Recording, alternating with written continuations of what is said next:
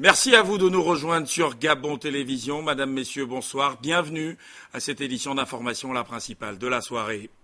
Tout de suite, l'administration en charge de l'organisation des élections au Gabon à la Cour constitutionnelle, les responsables de la CENAP et le ministre de l'Intérieur Jean-François Ndongou, reçus ce matin par Marie-Madeleine Bonranto, le président de la Cour constitutionnelle. Le compte-rendu Marie-Jo Moussavou, Francis Gomo. C'est pour faire le point des opérations d'enrôlement lancées le 30 juillet dernier que la Cour constitutionnelle a auditionné le ministre de l'Intérieur, assisté de son secrétaire général, par ailleurs directeur du projet Ibogan et le président de la CENAP. À quelques jours du terme des 45 jours réglementaires et après 10 jours de présence sur les sites à travers le territoire, les membres de la haute juridiction comptaient avoir des explications sur les quelques manquements constatés sur le terrain.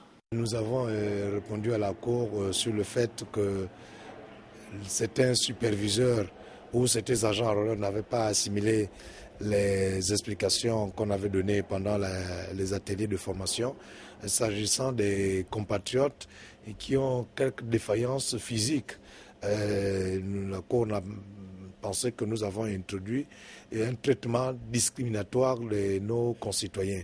Et nous avons indiqué à la Cour que les dispositions sont prises pour que tous ceux qui viennent se faire enrôler, selon la spécificité, selon les caractéristiques physiques, qu'ils se fassent enrôler correctement.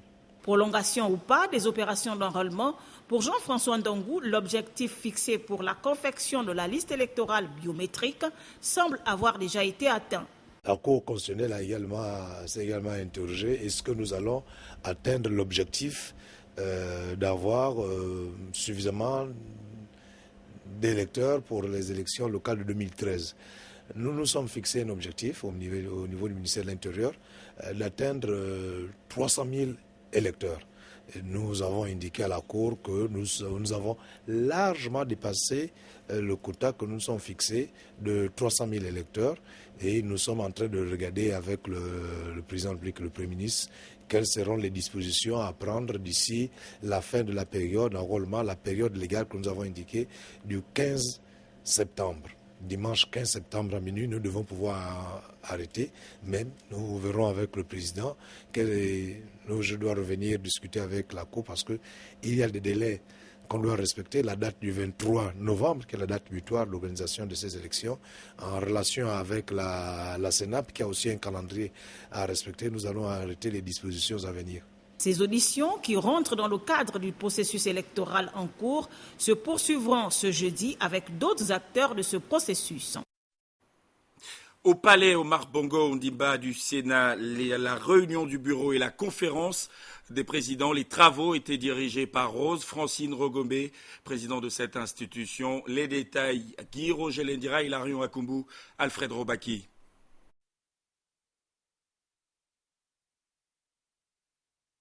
Important travail a fourni par les vénérables sénateurs au cours de cette deuxième session ordinaire et la particularité de cette fin d'année 2013 avec les prochaines élections locales qui pointent à l'horizon. De la réunion du bureau, nous retiendrons que plusieurs points étaient inscrits à l'ordre du jour. Au-delà de l'adoption de l'ordre du jour et du compte-rendu de la réunion du vendredi 3 mai 2013, les vénérables sénateurs se sont penchés sur les questions d'intérêt national. Dans ces missions de représentants des collectivités locales et face à la gravité de la situation d'insalubrité qui prévaut à Libreville et à Ovendo, quant à la saturation des ordures ménagères, les vénérables sénateurs de la 3e législature vont auditionner dans un premier temps et le plus tôt possible en raison de la saison de pluie qui arrive, les maires de la commune de Libreville et d'Ovendo et par la suite les responsables des départements ministériels impliqués sur la gestion quotidienne des ordures ménagères, notamment à l'intérieur, l'environnement, la santé. Autre question d'environnement évoquée, la mise en place d'une unité de flottation et de cyanuration d'or sur le site de Bakoudou dans le département de l'Ekoko, dans la province du Haut-Ogooué. Le programme de travaux législatifs a également retenu l'attention des vénérables sénateurs, membres du bureau, avec l'inscription de plusieurs textes concernant entre autres la réglementation du secteur minier au Gabon, ceux autorisant la ratification du traité instituant un partenariat de défense entre le Gabon et la France et concernant la protection de l'environnement, ainsi que la proposition de loi modifiant et complétant certaines dispositions de la loi sur l'autonomie administrative et financière de l'Assemblée nationale et du Sénat.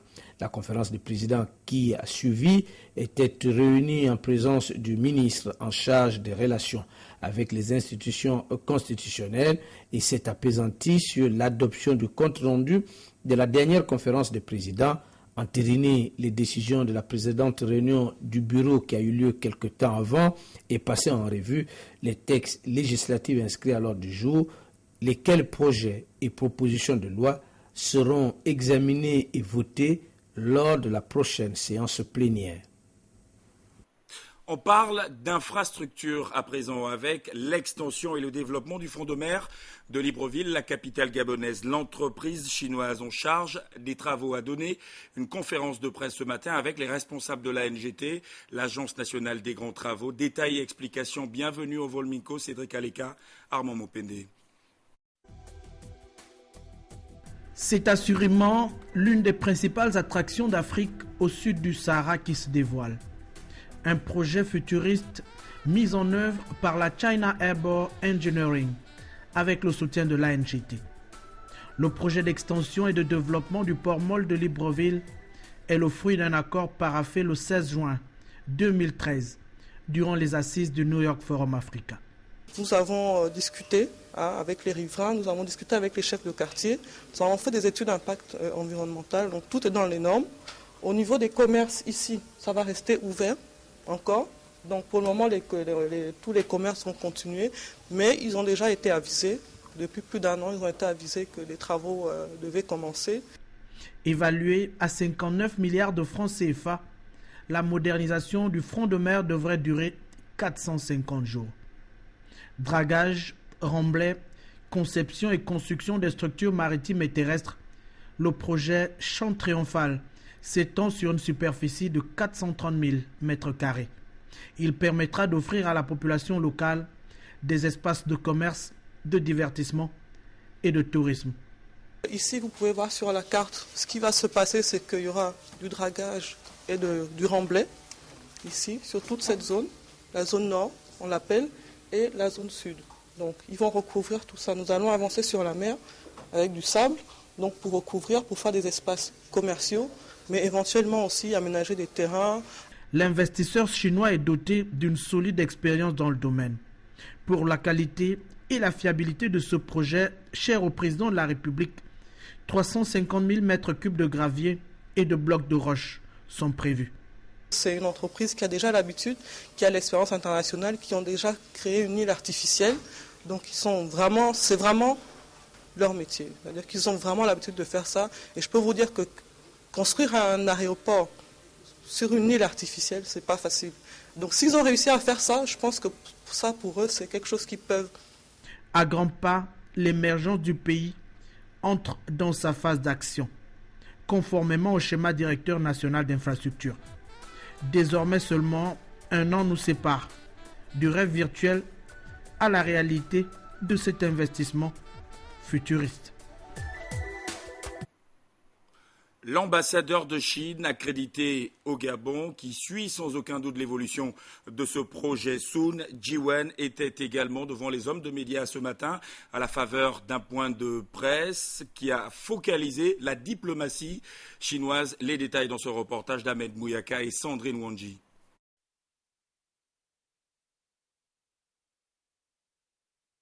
Cette communication de l'ambassadeur de Chine au Gabon, Sun Jiwen, se tient au lendemain du sommet du G20. Sommet au cours duquel le président chinois a pris une part active. Il s'agit donc ici pour son Excellence Sun Jiwen de revenir sur les principales articulations de la diplomatie chinoise sous la conduite du numéro 1 chinois. Aujourd'hui, la Chine est devenue déjà la deuxième entité économique dans le monde. L'économie chinoise qui s'est déjà hautement intégrée dans l'économie mondiale. Et nous voulons donc réaliser un développement sain et régulier. Cela pourrait créer donc un marché encore plus large et un espace de développement plus important pour tous les autres pays. Et il apportera également des effets donc positifs sur l'économie mondiale dans son ensemble. En matière de coopération sino-gabonaise, entre 9 ans de relations bilatérales entre la Chine et le Gabon se porte bien et se caractérise par la réalisation d'un certain nombre de projets d'envergure pour un peu plus de 188 milliards de dollars américains. On a vu sur le boulevard des projets réalisés en 2004, en 2007, 2008 et puis 2011 ici à Libreville. Ces projets-là qui symbolisent notre amitié donc solide. Et aujourd'hui, je vous annonce qu'il y a encore d'autres projets qui sont en cours d'exécution ou bien qui se préparent encore pour donc commencer, pour se démarrer. Par exemple, il y a donc encore le Grand Poubara, la plus grande centrale hydraulique, qui est presque à la fin de leur construction. On espère pouvoir donc les rendre en service au début de l'année prochaine. C'est un projet donc important. Vous voyez donc le gouvernement et le chef de l'État, le président gabonais, y accordent une grande attention. C'est donc une photo prise tout dernièrement au mois d'août 2013. Le président Ali Bongo a encore donc fait une inspection sur le chantier. La Chine entend œuvrer davantage pour raffermir les liens d'amitié traditionnels avec les pays en voie de développement et ouvrir ainsi des nouvelles perspectives économiques. Le 17 août, la date marquant l'accession du Gabon à la souveraineté internationale, et ce depuis 1960, la fête nationale du Gabon célébrée en Inde. L'ambassadeur du Gabon accrédité dans ce pays ami s'est retrouvé avec la diaspora gabonaise pour commémorer l'instant mémorial. 17 août 1960, 17 août 2013, le Gabon a désormais 53 ans.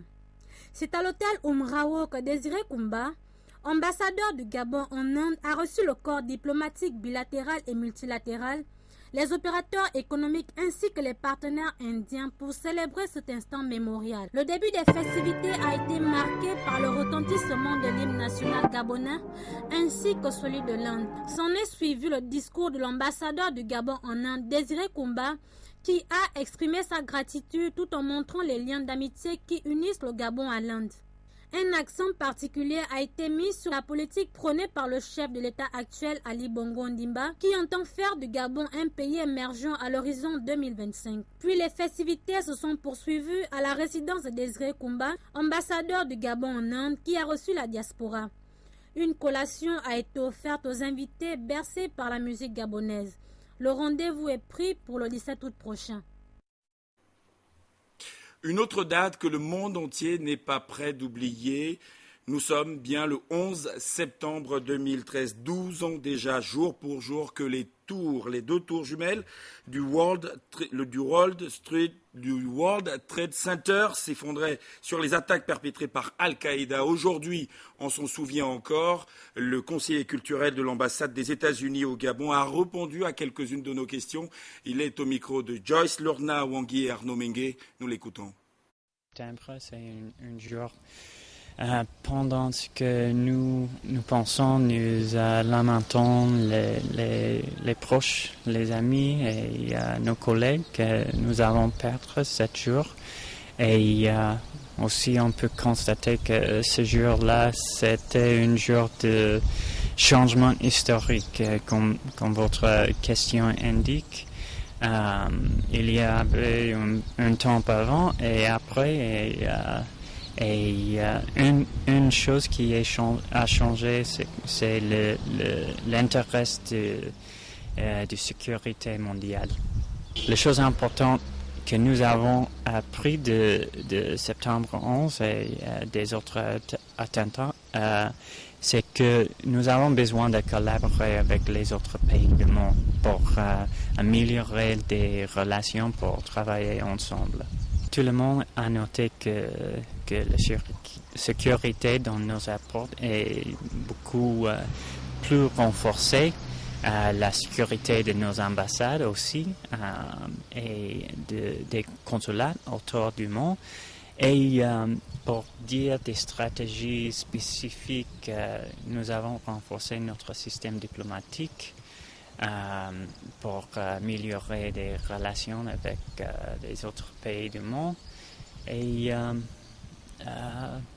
part de ça, la priorité de sécurité a été à un niveau plus haut.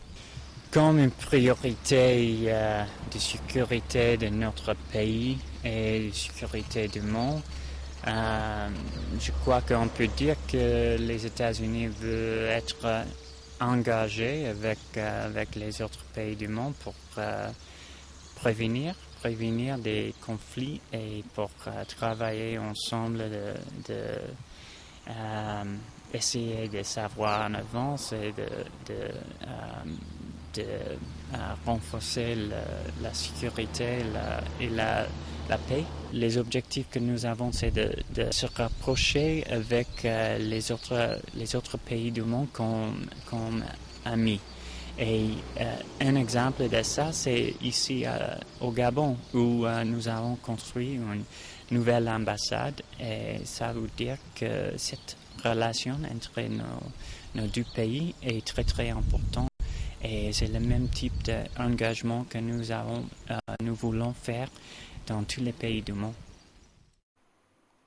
Voilà, 11 septembre 2001, 11 septembre 2013, 12 ans très exactement que s'effondraient les tours jumelles du World Trade Center au Gabon. On s'en souvient encore. Un réseau est né entre-temps ici même à Libreville pour en parler avec nous. Tony Angouma, chargé de la communication de ce réseau. Tony, bonsoir. Bonsoir. Déjà nous présenter ce réseau qui est né cette année, il faut le dire. Oui, il n'y a pas très longtemps. Un réseau né de la volonté en fait des membres qui ont bénéficié, si vous voulez, des différents programmes dont est l'initiateur le département d'État américain via l'ambassade, des Gabonais, des centaines aujourd'hui. Vous imaginez qui ont bénéficié d'un programme portant sur plusieurs thématiques. Je pense à la bonne gouvernance, je pense au leadership.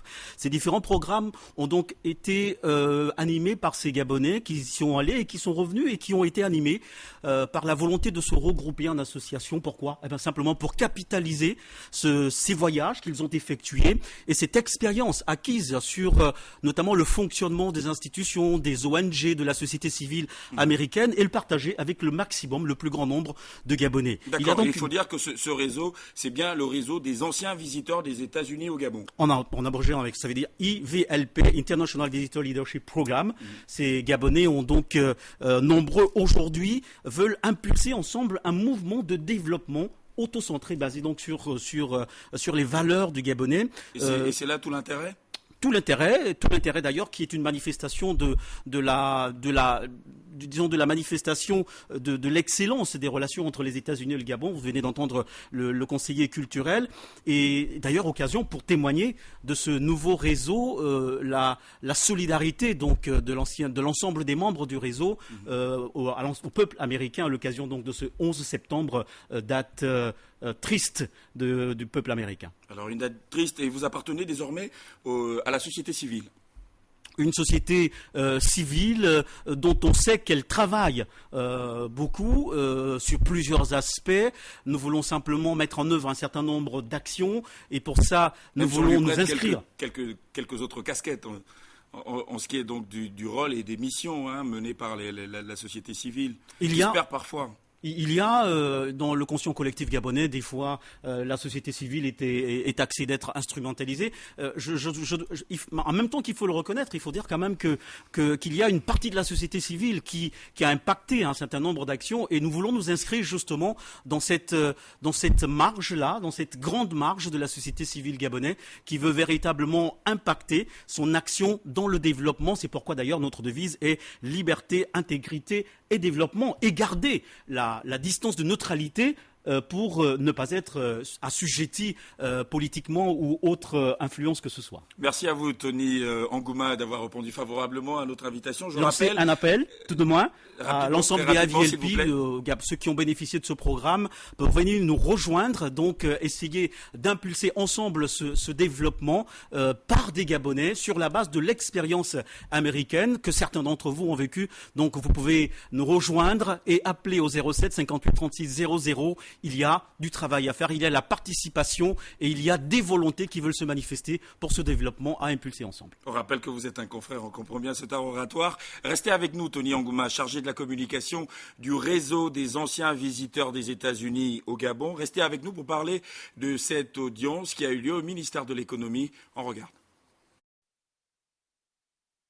La rencontre entre le ministre de l'économie, de l'emploi et du développement durable, Luc Oyoubi, et Jacques Boyer, représentant des zones UNICEF, Fonds des Nations Unies pour l'enfance, ayant pour juridiction le Gabon et Sao Tomé et Principe, revêtait le caractère d'une visite de prise de contact, mais qui a servi de passerelle à des échanges portant sur la coopération entre le Gabon et l'UNICEF. Je suis nouvellement affecté au Gabon, mais aussi de m'entretenir de la coopération entre le gouvernement du Gabon et l'UNICEF, d'autant que le ministère de l'économie est le ministère qui coordonne ce programme de coopération. Dans ce programme de coopération, il faut le souligner, le volet santé infantile, droits de l'enfant et autres droits sociaux en faveur de l'enfant ont été largement évoqués. Le Gabon a fait d'énormes efforts pour la promotion, la protection et la réalisation des droits de l'enfant. Toutefois, il y a encore certains enfants qui sont en situation de vulnérabilité et nous devons redoubler d'efforts pour nous assurer que ces enfants bénéficient des mêmes chances, des mêmes opportunités que la majorité des enfants gabonais. Donc voilà ce sur quoi nous allons nous focaliser par le soutien à l'élaboration de politiques sociales, de politiques de protection de l'enfance. Arrivé en terre gabonaise le 6 août dernier en provenance d'Abuja au Nigeria, Jacques Boyer était accompagné lors de cette audience du représentant résident, le Dr Spiesos Akizimana Ndabiore, et du chef des affaires sociales Kinyé. La modernisation de la presse gabonaise, sujet au centre des échanges entre le ministre de la Communication et de l'Économie numérique, Blaise Louembe, et la commission du Fonds d'appui à la presse francophone du Sud. Le compte-rendu de cette audience, Tassiana Minko, Arnaud Mengue. Au cabinet de travail du ministre de l'Économie numérique, de la Communication et de la Poste, Blaise Louembe, une délégation du Fonds d'appui à la presse francophone du Sud. En séjour à Libreville, la dite commission a eu des séances de travail avec la presse gabonaise en vue de lui présenter les opportunités offertes par la francophonie pour le développement de la presse africaine. Ici, il est donc question de faire le compte-rendu des travaux au ministre de la Communication. Le Fonds d'appui à la presse francophone du Sud est un fonds qui a été créé en 1998 par la francophonie pour soutenir les entreprises de presse francophones des pays du Sud. Ce fonds, vous savez, on fait des appels à projets tous les ans pour sélectionner un certain nombre de projets qui vont être soutenus. Et il y a une commission qui se réunit tous les ans. Donc nous avons eu une séance de travail lundi qui a permis de présenter à la presse gabonaise les critères pour pouvoir participer à l'appel à projet qui est lancé chaque année. Je pense que c'était vraiment important. Il y a un déficit d'information ici au Gabon sur ce type de questions. Les journalistes étaient venus nombreux. Donc on a vraiment eu une séance de travail extrêmement intéressante, extrêmement dense. On a pu donc présenter les critères et répondre aux questions et aux réponses, répondre aux questions que se posaient les journalistes. Je ne vais pas entrer dans le détail des critères, mais par exemple, il faut que l'organe de presse existe depuis 1 an, il faut qu'il puisse présenter un compte d'exploitation. Il y a un certain nombre de critères tels que ceux-là, qui sont des critères assez simples, mais le plus important, je pense, c'est d'informer la presse sur ces critères. Je pense que désormais, on pourra compter sur plus de candidatures gabonaises à l'occasion du prochain appel à projet. Des opportunités de modernisation de la presse africaine que devraient s'approprier les entreprises de presse gabonaises, pour ainsi acquérir une pluralité de sens dans le traitement de l'information et pour avoir une meilleure visibilité sur la scène internationale. Après 2 semaines de formation accélérée dans les domaines de la production et de la post-production, les acteurs du secteur audiovisuel et cinématographique ont reçu leur parchemin ici même à la maison Georges Rawiri. La cérémonie était présidée par le ministre de la Communication et de l'Économie numérique, Blaise Louembe. Stevie Oyane Mesui, Jean de Dieu Mamboundou. Ce sont plusieurs stagiaires qui ont reçu des mains du ministre de l'Économie numérique des certificats de fin d'initiation. Des certificats qui sanctionnent 2 semaines de formation accélérée dans la production, la post-production des acteurs du secteur audiovisuel et cinématographique. La formation s'est très bien passée, vu que les experts c'était des gars, les messieurs qui expliquaient très bien, ils avaient vraiment le temps. Et ils nous ont apporté quelque chose de plus, vu que ceux qui nous ont apporté, on ne les avait pas là. Donc, du coup, la formation en elle-même était très appréciée par l'ensemble des gens qui ont pris part à... Ces ateliers, qui ont réuni des participants venus d'horizons divers, avaient pour but leur faire acquérir des automatismes dans la mise en place des équipements d'une part, et d'autre part, maîtriser un peu plus des techniques élémentaires liées à la prise de vue et de son. On a travaillé sur la théorie, et également directement sur les machines, parce que le but du jeu, c'était de pas, la théorie en soi, c'est intéressant, c'est important, mais c'est surtout dans un but pratique. D'être rapidement capable de mettre en place un tournage, d'être rapidement capable de faire un son correct ou une image correcte en minimum de temps. L'Institut gabonais de l'image et du son ne ménagera aucun effort pour accompagner les Gabonais dans l'atteinte des performances qui sont les leurs. Nous avions au cours de cette formation 35 personnes inscrites et de manière régulière 24 personnes qui ont bénéficié donc de cette formation qui est une formation d'initiation. Il est évident que pour mettre réellement en pratique tout ce qui a été fait dans un laps de temps assez court, il va falloir que des tournages suivent. La production cinématographique étant en effervescence dans notre pays, il est plus que normal que les autorités gabonaises s'intéressent de plus près à ce domaine. Vous avez suivi une première formation, mais il vous faut d'autres formations, plus pointues, plus longues, pour que donc les prochains jours, aussi bien en respectant l'indépendance de chaque maison de production, qu'ensemble, vous pouvez, je suis sûr, vous unir pour réaliser des productions de bonne facture. Vivement que ce genre d'initiative se perpétue afin que le cinéma gabonais s'inspire de grandes productions américaines. Poursuite des travaux du séminaire multidimensionnel organisé par le ministère de l'Éducation nationale et de l'Enseignement supérieur. Plusieurs ateliers animés par des experts axés sur la formation et le développement du capital humain. Yolande Ekwara et Arnaud Mengue de notre rédaction y prennent part. Comment parvenir à un développement efficient à l'horizon 2025? C'est autour de cette question que se tient depuis lundi la 4e édition du séminaire de formation multidimensionnelle et d'échange. Réunis en atelier, ce panel d'experts de l'éducation vient ici poser les bases d'une stratégie devant réorganiser le système éducatif gabonais à travers l'harmonisation du curricula des formations et d'éducation.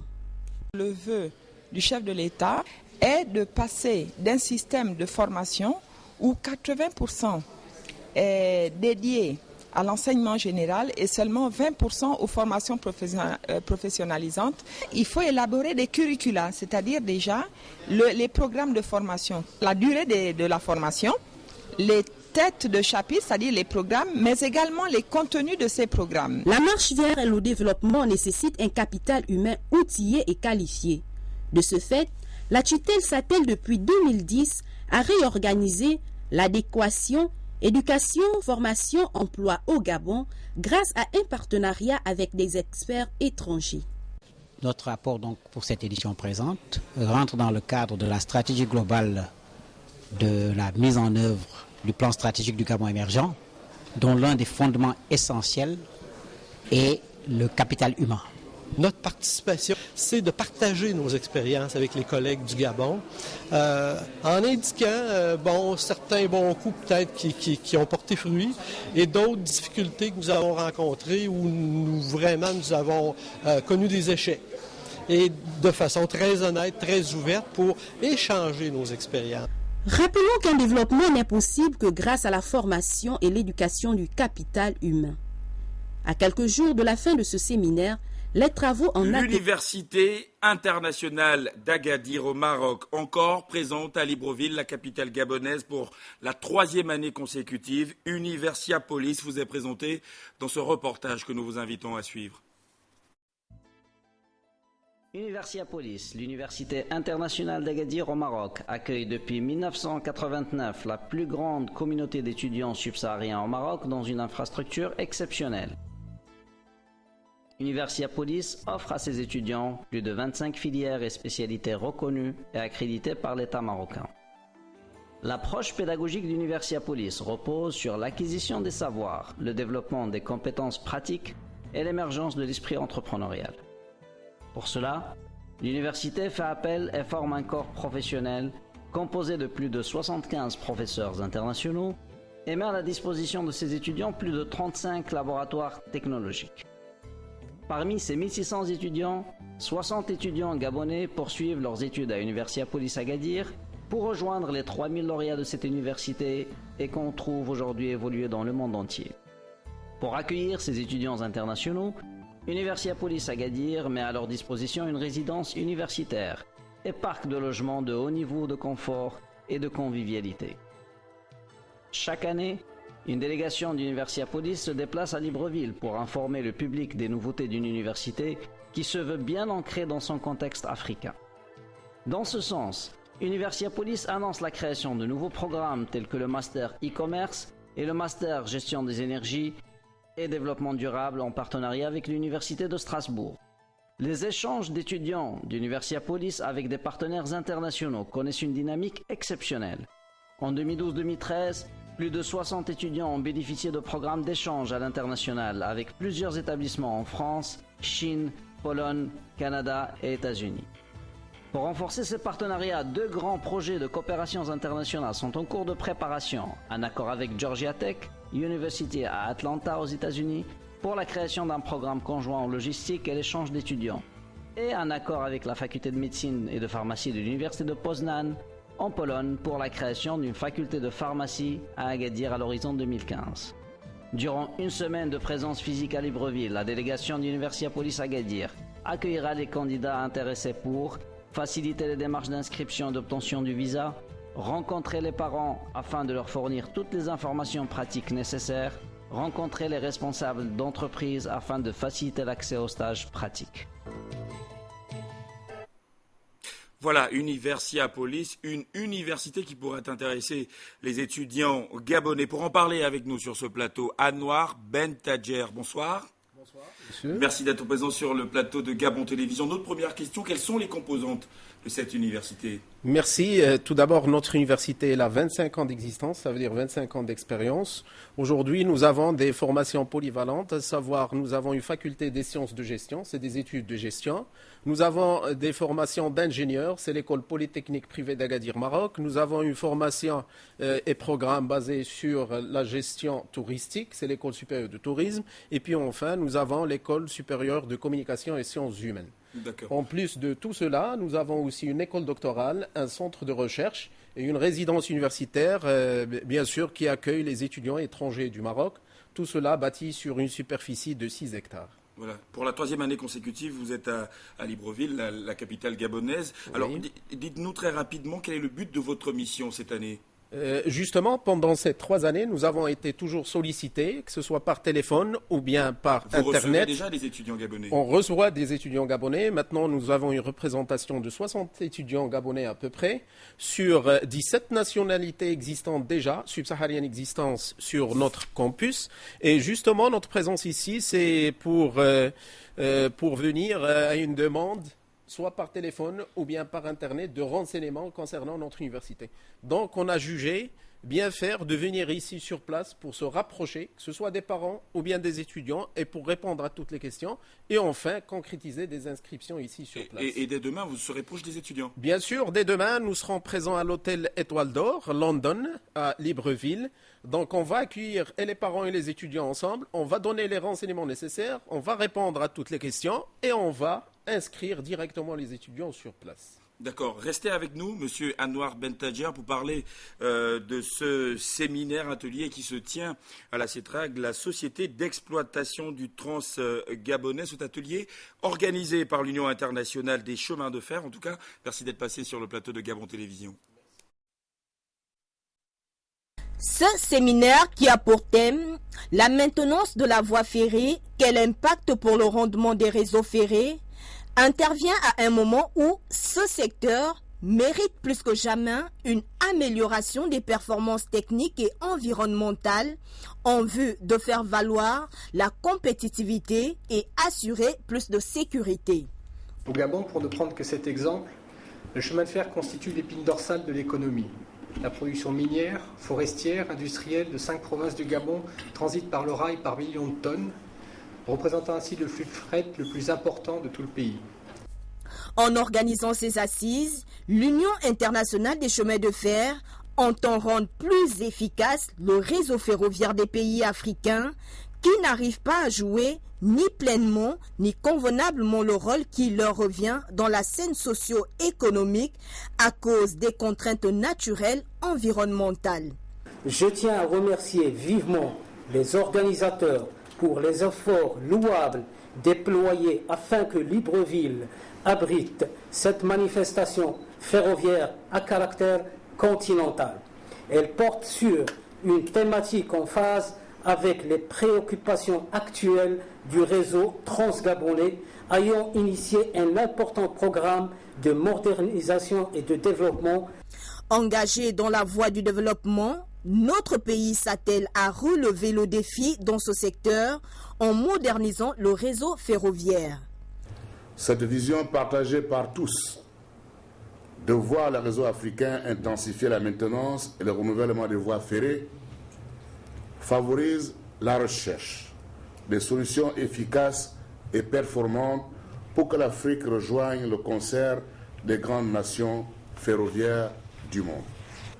C'est pourquoi nous, gouvernants, vous encourageons à tirer le plus grand avantage de ces travaux qui garantiront la sécurité de toutes les voies ferrées d'Afrique pour l'émergence de notre cher continent.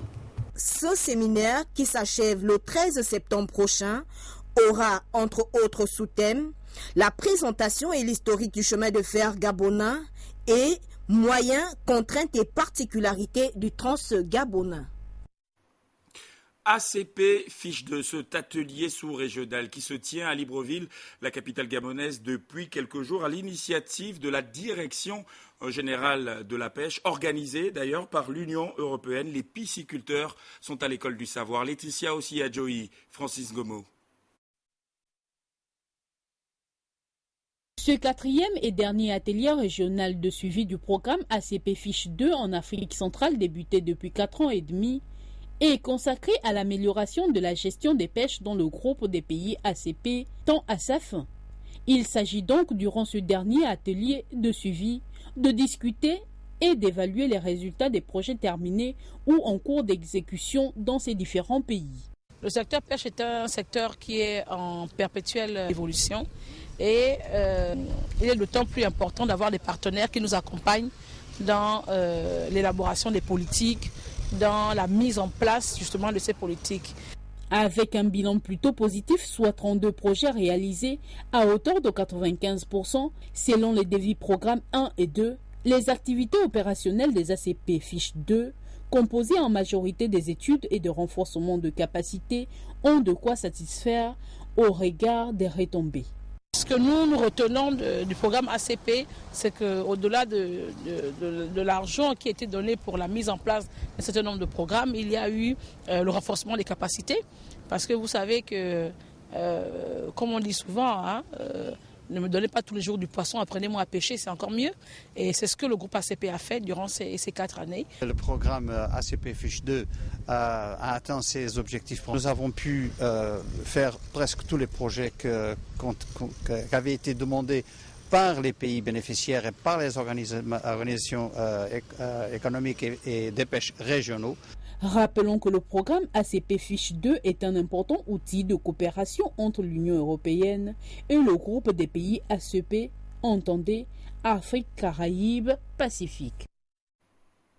Vers la fin de cette édition d'information, demain nous reviendrons sur le lancement du produit du Pari Mutuel Urbain Gabonais, ce produit dénommé BET 241, et puis ce séminaire de renforcement des capacités à l'intention des arbitres organisé par la Fédération gabonaise de football en collaboration avec la FIFA. Cette importante nouvelle qui nous parvient à l'instant, qui n'est pas du tout agréable, un enfant âgé environ de 3 ans qui se promènerait, Mamadou Diaby, dont le père s'appellerait Tonton Bakary Diaby et la mère Pénougou Camara, a été retrouvée au quartier 9 étages par la police judiciaire aux environs de 17h. Les parents sont priés d'aller sur place pour récupérer leur enfant. C'est la fin de cette édition d'information. Merci à vous de l'avoir suivi. Derrière le générique fin de ce journal, vous suivrez certainement au cours de nos programmes la suite de la communication du directeur général du budget au sujet de la rigueur prônée par les plus hautes autorités de la République s'agissant de la dépense publique. À demain 20h.